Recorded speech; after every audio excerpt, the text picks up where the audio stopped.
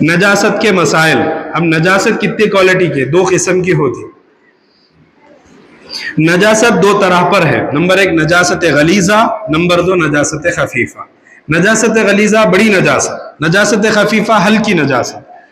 Number ایک پیخانہ، پیشاب، منی، لید، مینگنیا، مرغی کا گو، بہتا خون، پیپ، منہ بھر قے، شراب، سیندی، تاڑی، مردار چربی، مردے کی چربی غلیظ، یہ سب کے سب نجاست غلیظہ ہے.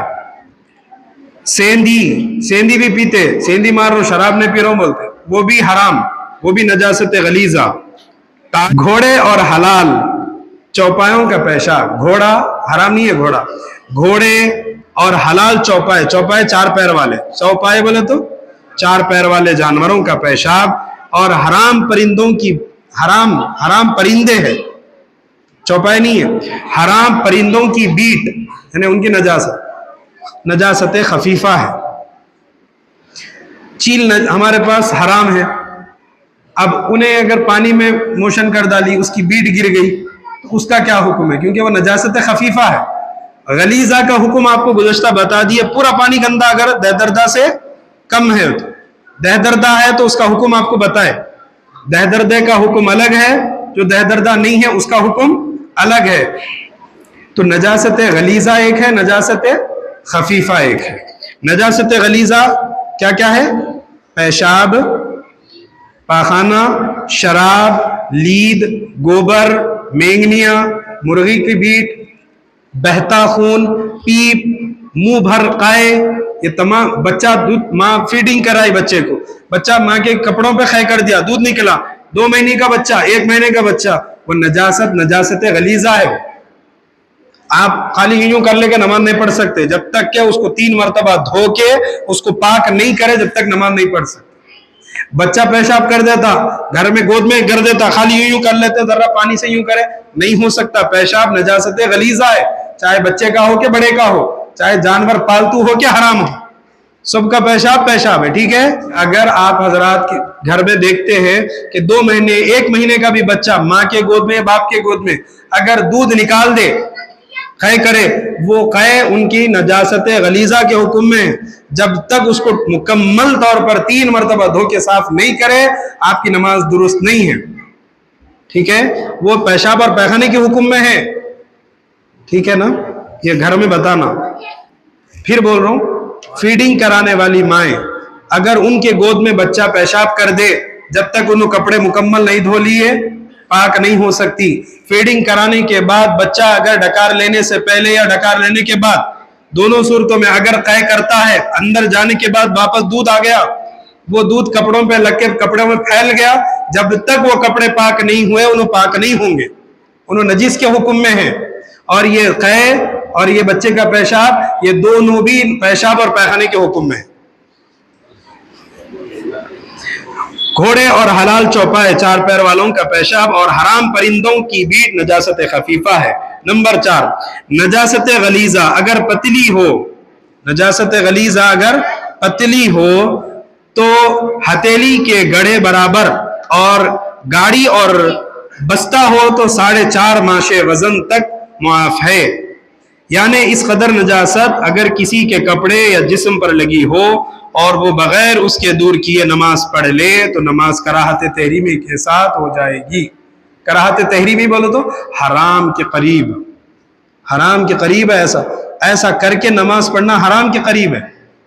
یعنی بارگاہ خداوند میں آپ جا رہی تو گندگی لگا لے کے جا سکتے، عدالت میں پی کے جا سکتے، عدالت میں گندگی لگا لے کے جا سکتے، پینلٹی لگتی، آپ جرمانہ عائد ہوتا. پھر بھی یہاں پہ تھوڑی تو بھی آپ کو سہولت دے دیے کہ حرام کے قریب ہے. اگر مختصر رہی، زیادہ رہی تو نمازی نہیں، بارگاہ میں حاضری نہیں ہوتی. آپ اللہ اکبر بولے تو بھی اللہ اکبر نہیں ہے قابل قبول، نمازی قبول نہیں ہے. مختصر ہے اتنی کہ پتلی ہے کہ آپ کے ہتھیلی کا جو گڑھا ہے، کتنا ہے گڑھا، ہر شخص اپنے اپنے حساب سے دیکھو. اگر اتنی ہے تو یہ اس کے ساتھ اگر نماز پڑھ رہا تو وہ مکروہ تحریمی ہے.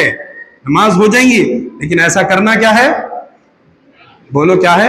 حرام کے قریب عمل ہے ایسا کرنا. सूफिया किराम, मैं हमेशा ये बात बोलता हूँ, सूफिया क्या कहते हैं मालूम? नमाज में आखिर में दुआ मासूरा रखा गया, अल्लाहुम्मा इन्नी ज़लमतु नफ्सी ज़ुल्मन कसीरा, ऐ अल्लाह मैंने अपने आप पर बहुत बड़ा जुल्म किया। अरे तू तो नमाज पढ़ा, जुल्म कहाँ करा? तू तो अभी नमाज पढ़ रहा, अभी नमाज से निकला नहीं। तो सूफिया बोलते हैं ये जुल्म इस तौर पर कि बारगाह खुदावंद में हाजिर हुआ, लेकिन जैसा उसका अदब बजा लाना था उसकी बारगाह का नहीं बजा लाया। इस वजह से बारगाह में हाजिर होकर जो बेअदबी कराना, वो भी मैंने अपने आप पर जुल्म कर लिया। होता है ऐसे ही। असर की 4 नंबर रकात में इमाम साहब 3 पे बैठ के सलाम फेर दिए, सब बहस में थे कि 4 रकात हुए, 3 रकात हुए। एक साहब आके बोले 100% 3 हुए, 100% 3 हुए। बोले वो कैसा, आप इतने यकीन से बोल रहे हैं? तो बोले हर दिन असर में मैं अपनी 4 दुकानों का हिसाब करता हूं नमाज में, आज 3 दुकानों का हिसाब हुआ, नमाज खत्म हो गई। चौथी की बारिश नहीं आई तो मतलब 3 ही नमाज, 3 रकात हुई। नमाज पढ़ रहे हैं नो, बारगाह खुदावंद में है नो, अल्लाह के घर बारगाह में ठहर कर दिमाग कहीं और चला गया। यानी मेरे साथ अदालत में अगर कोई बैठा और सामने जज उससे बात कर रहा, आप जज के सामने बैठे लेकिन दिमाग कहीं और है, बात कहीं और चल रही, तो ये किसकी तौहीन है? ये जिसकी बारगाह में गए उसकी तौहीन है। तो ये तौहीन करके भी अपने आप पर जुल्म कर लिए लोग। तो अल्लाह इससे हिफाजत फरमाए। ऐसी नजासत जो मुख्तसर है गड़े के बराबर या इससे ज्यादा है, और जो घट है लेकिन कितनी 4.5 माशे से जायद है, तो उसका दूर करना फर्ज है। नजासत खफीफा। अब नजासत खफीफा क्या है?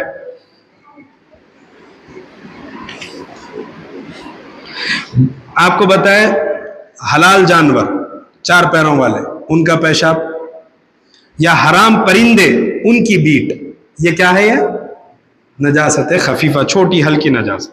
नजासत खफीफा जिस्म या कपड़े के किसी हिस्से पर, मसलन हाथ, पांव या आस्तीन या कली वगैरह पर लग जाए तो उसकी चौथाई तक माफ है। चौथाई का मतलब ये मेरा हाथ है, यहां से शुरू हुआ यहां तक गया, ठीक है, इसके 4 पार्ट, तो एक जो चौथाई 4 हिस्से करे, 4 हिस्से में का एक हिस्सा चौथाई कहलाता। अगर इसके 3 करो तो एक हिस्सा तिहाई कहलाता।